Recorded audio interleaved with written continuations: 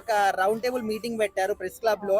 So అక్కడ పవన్ కళ్యాణ్ గారిని నానా మాటలు అన్నారు. సో వాళ్ళకి ఏమైనా సంస్కారం ఉందా లేదని చెప్పేసి చాలా మంది అడుగుతా ఉన్నారు. సో మీరేం చెప్తారమ్మా వాళ్ళు మాట్లాడిన మాటలకి?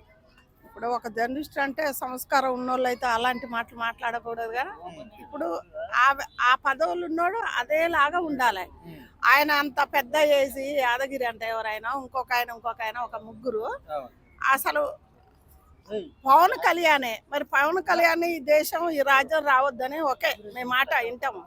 మరి పవన్ కళ్యాణ్ మనకు కరువు వచ్చినప్పుడు చాలా డబ్బులు ఇచ్చిండ్రు 2 సార్లు. అదొకటాను అక్కడ మన ఆంజనేయుడి గుడి ఇదే ఊరు ఉండే కదా కొండగట్టుకు 35 కోట్లు ఇచ్చిండు. మరి ఆయన మన తెలంగాణలో ఉండుగా దేవుడు.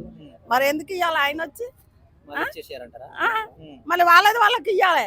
ఎందుకంటే మీరు ఇంతమంది ఉన్నారు. ఇప్పుడు మాట్లాడుతూ వాళ్ళందరూ అదే డెవలప్మెంట్ చేయకపోయినా ఆ దేవుడి దగ్గరికి పోయి అదే వాళ్ళకు వరదలు వచ్చినప్పుడు ఎప్పుడు 2 సార్లు చేసిండు పవన్ కళ్యాణ్. నేను చూస్తా కదా, 2 సార్లు చేసిండు. అయ్యా నువ్వెందుకు చేస్తావయ్యా మా తెలంగాణకు వచ్చి మేమే డబ్బులు ఇస్తామని ఒక్కొక్కటి నీకు దమ్మున్నోడైతే డబ్బులు ఇస్తే అయిపోవు కదా. ఆయనని విమర్శించటం కాదు కదా. ఇవాళ ఎంత మంది తిట్టుకుంటారు వాళ్ళని, ఒకళ్ళిద్దరు కాదు కదా. పవన్ కళ్యాణ్ తప్పు చేసిండని చెప్పేసి వీళ్ళు మాట్లాడుతున్నారు కదా, ఆయనకి సంస్కారం లేదు, అసలు మనిషి కాదు, నీతి ఉంది, ఇట్లా మనం చెప్పుకోలేని మాటలు అంటున్నారు. అవును, మరి ఆ విధంగా వీళ్ళు మాట్లాడడం వీళ్ళ సంస్కారం అంటారా? ఇప్పుడు ఆయనకు సరే ఆయన మాట్లాడిండు అనుకో, మరి మీరు కూడా అలాగనంటే ఆయనకు నీకు తేడా ఉంది.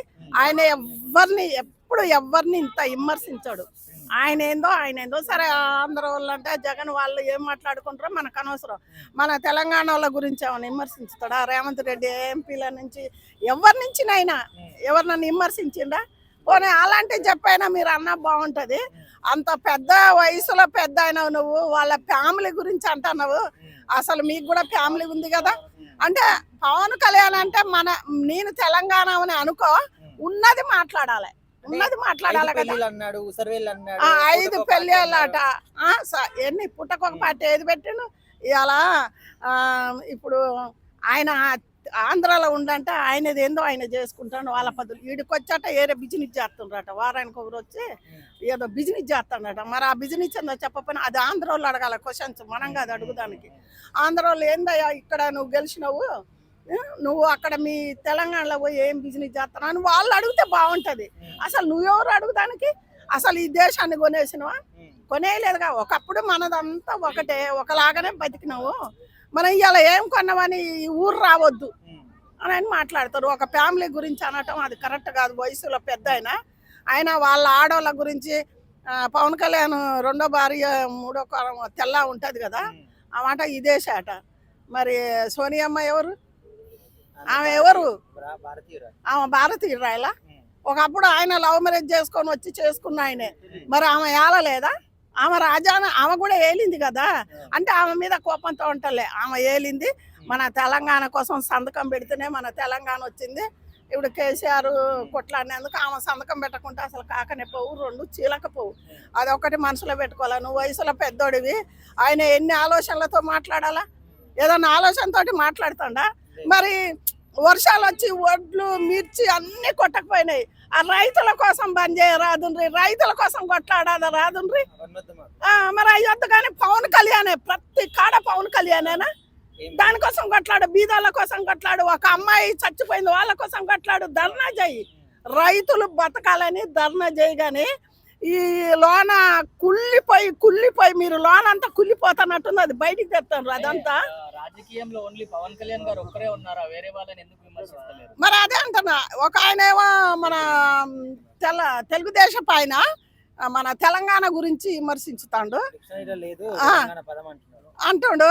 వాడికి సిగ్గు లజ్జ ఉండాలి. ఒక్కసారి ఆలోచించితే సిగ్గు లజ్జ ఉండాలి. ఎందుకంటే వయసులో పెద్ద నా అంత వయసే అనుకో అనకూడదు. మా తెలంగాణది ఆయనకేం తెలుసు? ఇప్పుడు బతుకమ్మ పండగ అంటే ఎట్లుంటుంది, మన దసరా పండగ ఎట్లుంటుండే, ఈ నాయకుడి పండగ ఆంధ్రాలో చేస్తాడు. ఆంధ్రాలో ఒక సంక్రాంతి ఒక్కటే చేసుకుంటారు ఘనంగా.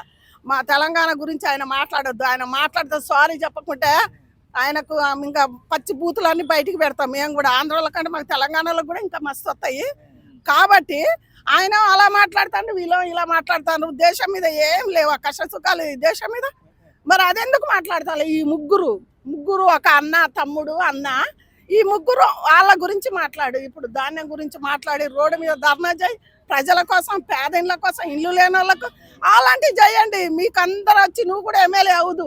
మీరు ఎమ్మెల్యేలు కాలేదన్నా, ఎంపీ కాలేదన్నా, రేవంత్ రెడ్డి పదవి మీకు రాలేదన్నా, అసలు అదేంది అంటే మీరు కొట్లాడేది మాకు కూడా సంతోషం. కానీ పవన్ కళ్యాణ్ మీదనే ఒక్కని మీదనే ఎందుకు కొట్లాడుతాను? రేవంత్ రెడ్డి మీద కొట్లాడరాదు, మరి కేటీఆర్ గురించి కొట్లాడరాదు, మరి ఈయన ఒక్కడెందుకు?